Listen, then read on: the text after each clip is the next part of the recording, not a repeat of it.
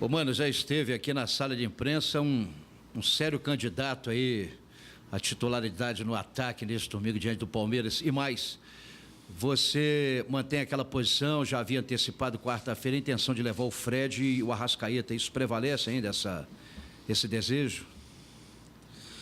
Boa tarde. David é candidato, sim.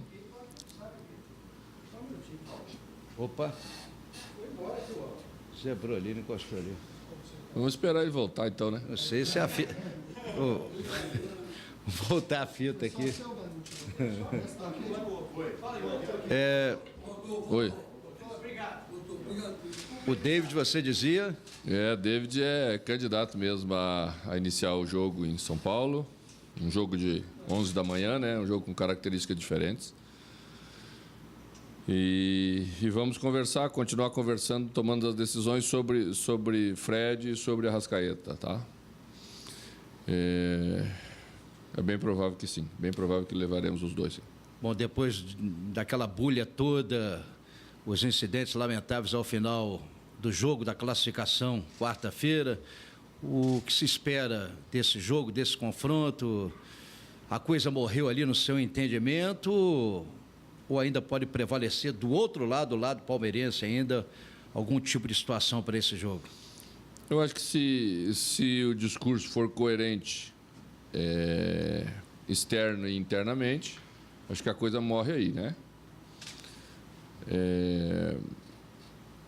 São coisas que acontecem no futebol, que a gente não quer que aconteça, mas às vezes os ânimos, a tensão, né? Esse significado todo que a vitória tem, o peso de passar e de ser eliminado, às vezes faz com que as coisas passem do limite como passaram. Mas não tem sentido, não temos nenhum tipo de ranço guardado, foi uma coisa circunstancial, pelo menos na minha opinião. Então, se o discurso interno for o mesmo do discurso externo, será um jogo normal de futebol. Mano, você esteve acompanhando o sorteio e rede social hoje pega-se de tudo, filma-se de tudo. A onda do momento é a bolinha que estava centralizada, a menina teria passado a mão e tirou a bolinha do Corinthians. Você é cético quanto a isso?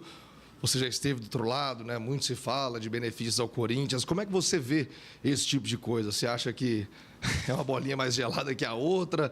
Pode ter alguma coisa nesse sentido ou é só onda mesmo de rede social? Acho que é um bom exemplo para as pessoas entenderem que nem tudo que aparece na rede social a gente deve acreditar, né? Foi tudo feito muito às claras, muito corretamente. As bolas, todas elas estavam abertas antes de iniciar o sorteio, foram fechadas na frente de todo mundo. O sorteio foi transmitido ao vivo. Antes daquela última mexidinha, o torcedor do Cruzeiro pode ficar tranquilo, a moça pegou as bolinhas com as duas mãos, misturou bastante. Então é bom para a gente saber que essas coisas não passam, né, de uma tentativa de transformar tudo que acontece hoje em coisa errada. Não, nós temos muitas coisas erradas no país, mas também temos muitas coisas certas e é importante a gente continuar acreditando, fiscalizando sempre, cuidando para que sempre se tenha lisura na disputa. Mas o torcedor do Cruzeiro pode ficar tranquilo que o sorteio foi correto. Avançando um pouquinho na análise, não sei se você teve a oportunidade de acompanhar o Boca, esteve em campo ontem, eliminado na Copa da Argentina, perdeu o clássico para o River Plate, o presidente fez declarações de cobrança, dizendo que o time não joga tão mal há tanto tempo, e o Cruzeiro vem justamente numa atmosfera ao contrário, né? Uma atmosfera de confiança, de festa do torcedor. Isso tudo, quando chegar na quinta-feira, tem influência? O Cruzeiro, de alguma forma, pode explorar esse tipo de coisa? O ambiente externo tem bastante influência num jogo de futebol, mas a parte mais importante é lá dentro do campo. Não podemos ficar acreditando em Papai Noel em outubro, setembro, outubro. Papai Noel só vem em dezembro, né? Então, será um jogo duro, será um jogo muito difícil, se trata de um grande adversário na frente que nós respeitamos, mas temos condição, sim, de buscar essa reversão de resultado, essa virada. Por isso acreditamos, por isso o Mineirão vai estar lotado, por isso o torcedor já esgotou os ingressos, porque ele olha para a sua equipe e essa equipe transmite confiança de que pode acontecer. Mas vamos ter que trabalhar muito duro, todos juntos, para reverter esse resultado na quinta-feira. Mano, aproveitando sobre esse jogo contra o Boca Juniors, as pessoas não gostam de citar muito o futebol como uma questão de guerra, no caso. Mas quando a gente observa o futebol, a gente pode ver, por exemplo, ataque pelos flancos, batalha aérea, todas essas coisas. Você se sente um general? E outra, você está preparado para repetir mais uma vez aí, vencer uma batalha, como foi aquela batalha dos aflitos? É lógico que as situações são diferentes, mas o Cruzeiro tem uma missão complicada pela frente, que é derrubar um grande da América do Sul, que é o Boca Juniors, no caso. Bom, não me sinto um general, acho que é desnecessário até dizer, né? Mas vai que eu fosse um sonhador, né? Sou um comandante de equipe, sou um técnico, né? E o futebol exige uma preparação bastante complexa para jogos grandes. Você nunca sabe como um jogo será decidido, né? Então, temos que ter variações, temos que ter trabalho, temos que ter uma preparação. Vamos ter uma boa preparação primeiro, mas também será algo peculiar entre Cruzeiro e Boca Juniors. Será um grande jogo, eu não tenho nenhuma dúvida quanto a isso. Mano, a última vez que o Corinthians foi campeão pela Copa do Brasil, você era o técnico. Queria que você relembrasse um pouquinho como foi essa experiência e, de certa forma, isso ajuda hoje nessa decisão que vem pela frente? Olha, não quero relembrar a última vez que o Corinthians foi campeão, não me interessa essa parte aí faz parte da história do passado, né? Agora, quem vai querer lembrar as coisas do Corinthians é o Jair. Eu quero lembrar as coisas do Cruzeiro. E, felizmente, para nós temos uma memória recente, que é a última conquista, né? Que foi a última edição da Copa do Brasil. Essa vez, numa situação diferente, teremos que fazer o primeiro jogo em casa, o segundo fora. Mas vamos nos preparar para isso. Tem muita gente preocupada aí com o sorteio. Não precisa se preocupar, não. O sorteio já aconteceu, está isso aí mesmo. E nós vamos saber jogar dessa maneira um pouco diferente que foi do ano passado, para tentar atingir o mesmo objetivo, que é ser campeão. E o Cruzeiro é um dos 5 dos 20 times que não trocaram de técnico ainda nessa temporada. Até que ponto isso é bom, nessa conquista de títulos, nessa sequência? Para mim é muito bom. Né? Mas o futebol tem exemplo de todos os tipos, né? Tem equipes que são campeãs trocando técnico, tem equipes que são campeãs mantendo técnico. Acho que em termos de trabalho, em termos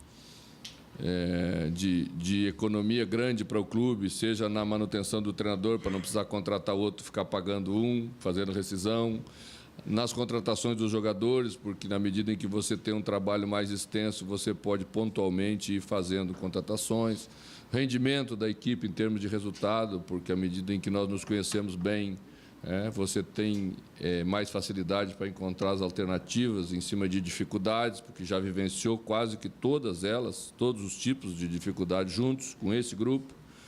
Então, isso é o que a gente acredita muito, e é o que vamos tentar fazer valer na final.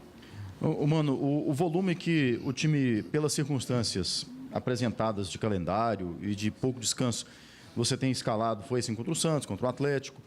Esse volume tem te agradado? Está chegando próximo do que se esperava para os jogadores, até em função deles terem pouco tempo de jogo, até pela questão de calendário? Não, melhoramos muito, sem dúvida nenhuma.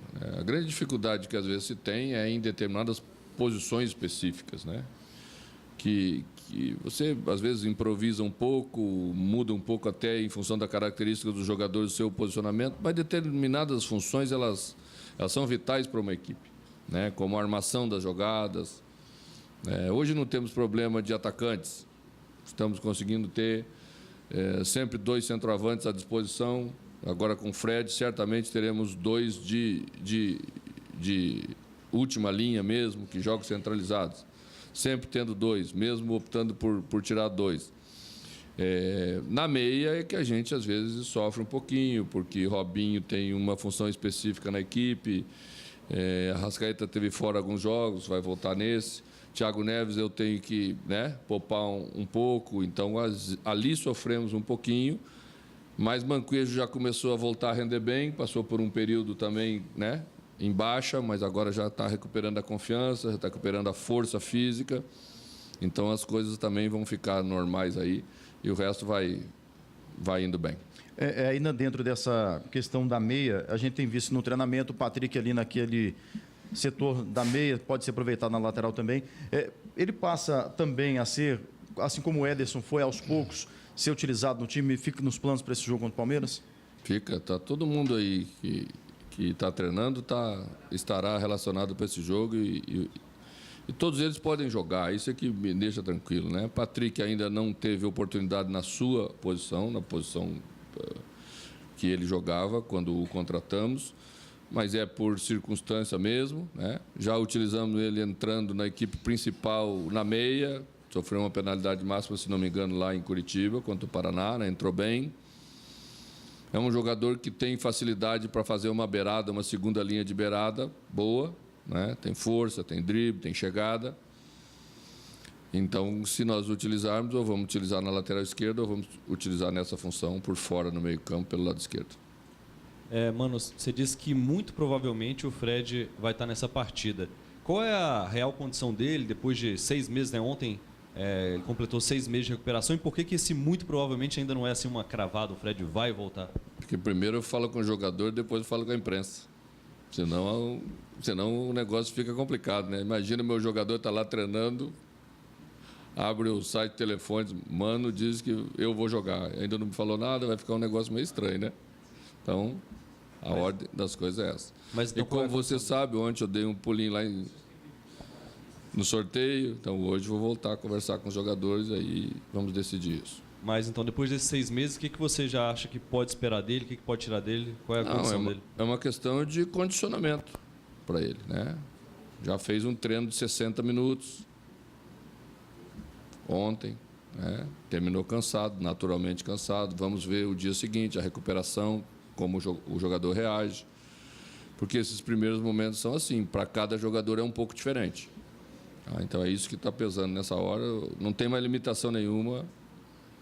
É só uma questão mesmo de condicionamento, de ritmo, para ele poder fazer aquilo que ele está acostumado a fazer.